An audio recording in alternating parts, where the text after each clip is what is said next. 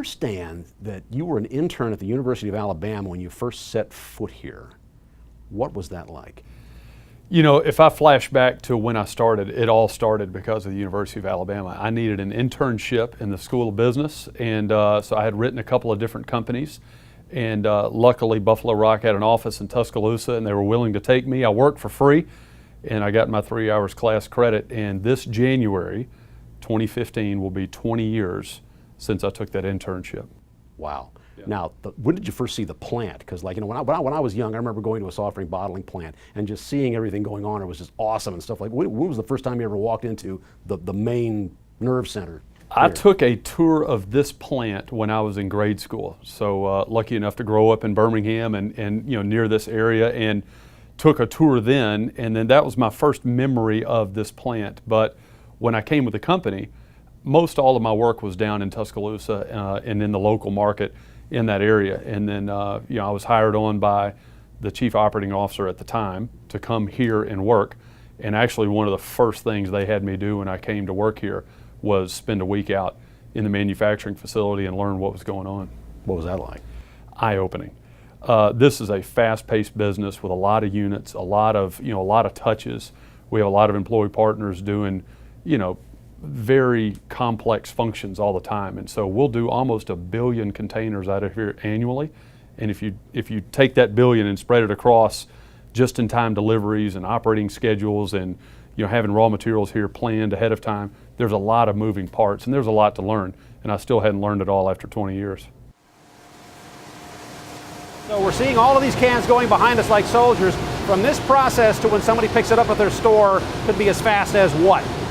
So we have a total of about 7.5 to 8 days of inventory in our total system.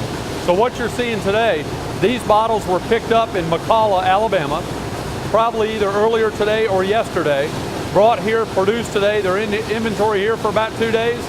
They're shipped to our distribution center, and then they're out to the store. So they're in store about 7 days from now. It's moving fast. You know, we'll do roughly about 500 million bottles a year, and almost about 500 million cans a year as well. So almost 1 billion containers out of this plant annually. Now, correct me if I'm wrong, you're the first non-family member to lead this company? I am, and I'm honored to have that, you know, that title, but I'm the first non-family president of the business. Now, you represent Pepsi, and here's an analogy for you. My wife and I were driving around one time, and we went to Kentucky, to the very first Kentucky Fried Chicken. And they have a museum there to Colonel Sanders, and in there somewhere is this big drum of the 11 herbs and spices that he would send around to all of his franchisees, and that's how they would make the chicken according to the way the Colonel did it. Since you all produce Pepsi products, do they do that to you? Do they kind of ship in the ingredients, or do they just send you like the formula and it's like, okay, this is how you do it? So we buy concentrate from the parent companies. So we buy Pepsi concentrate, Mountain Dew concentrate, Dr. Pepper concentrate, and we bring those in.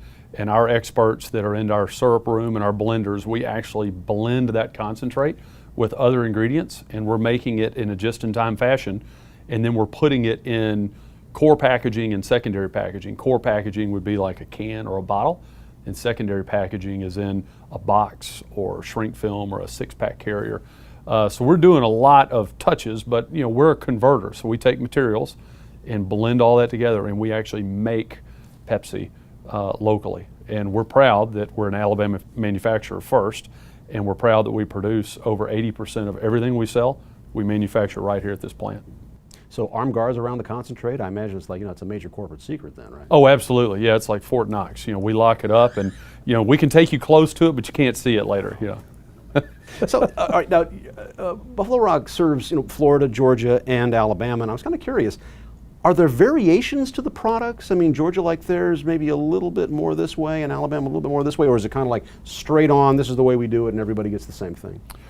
Well, from a product quality standpoint, everybody gets the same product, and so there are very rigid guidelines around, you know, how we manufacture the product, and we are very proud that we have had a very long tenure of winning the highest awards in the Pepsi system around our product quality, and we take that very seriously, and we're putting a lot of capital in to become even better at that.